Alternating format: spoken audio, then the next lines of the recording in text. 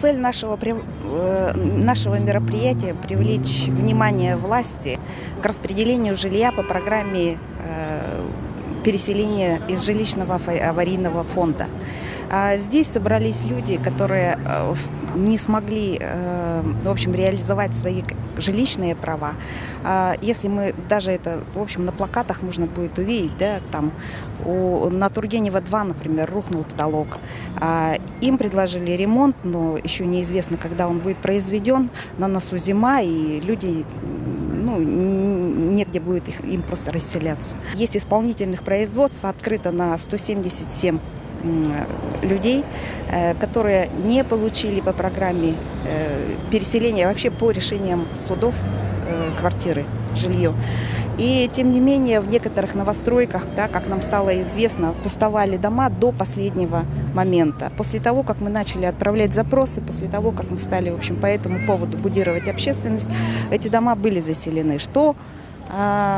Почему эти квартиры заселены не были вот такое долгое время?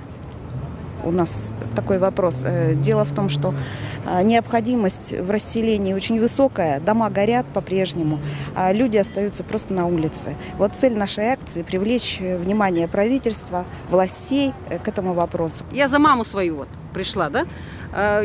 Она ветеран труда, инвалид. У соседей рухнул потолок. Мы боимся за свою жизнь. Теперь мы оттуда же, как мы там можем жить? Вот маленький ребенок там у нас, 2 детей маленьких, да? И поэтому вышли на пикет. Живая 45 лет в Большой Мархе. Жилье 50-го года постройки. Крыша в критическом состоянии. Это бывший детский сад был. И вот уже 3-й год хожу. И все, вот городской суд утверждает, а департамент идет, против. На 20-й год на расселение только. А я инвалид, многодетная мать 3 детей. Не знаю, как дальше буду. Управляющей компании нету. Мы бесхозные. У нас на 4 хозяина корпус. Вот, пришлось мне самой идти.